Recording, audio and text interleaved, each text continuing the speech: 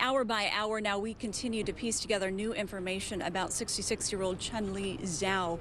We're told from several sources that Zhao not only worked here at Mountain Mushroom Farms, but also resided here, and he's been working here as a forklift driver for several years. This is the location we're at now, which is right off Highway 92, and we're told from multiple investigators that Zhao targeted all 8 victims, believed to be co-workers.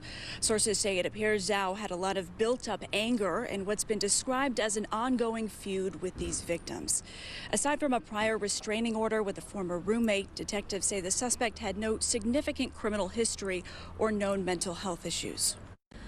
All of the evidence we have points to this being the instance of workplace violence. I will say that there were no specific indicators that would have led us to believe that he was capable of something like this. We've never had one in this county of this many deaths at one scene or one time.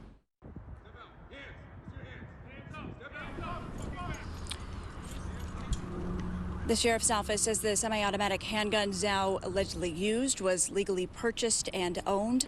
Sources say there appeared to be a language barrier between Zhao, who speaks Chinese, and some of the victims who mainly spoke Spanish. The I-team learned first responders witnessed Zhao leaving the first shooting location at Mountain Mushroom Farms in a maroon Lexus SUV before heading to Concord Farms, a mere 3 miles away where the second shooting took place.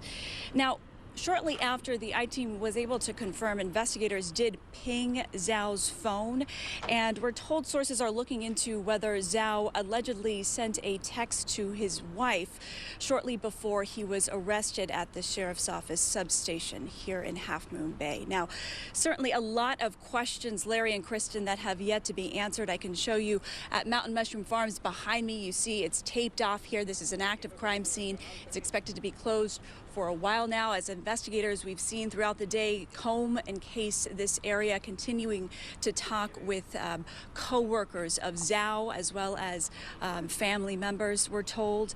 And at this point, as far as what's next, we did hear from DA Wagstaff that the sheriff's office has filed the case with the DA's office, and Zhao's arraignment is scheduled for tomorrow at 1:30. And at this point, we don't know the charges that have been filed against him yet. That we will learn tomorrow. In the meantime, we'll keep you posted as new information comes out. We're live in Half Moon Bay. Stephanie Sierra, ABC 7 News. All right. Well, Stephanie, as you mentioned, there's the hearing tomorrow. As for investigators, you mentioned they are combing the scene. They are talking to witnesses. What else is coming up in their process?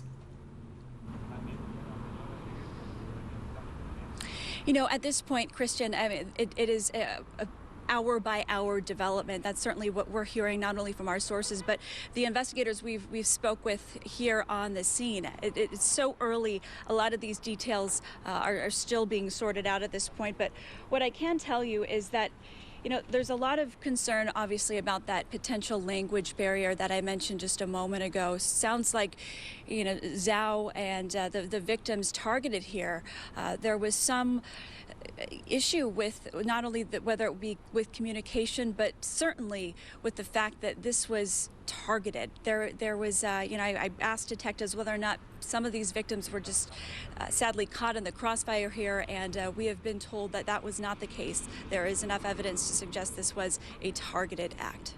All right, a lot more to peel away. Stephanie, thank you so much.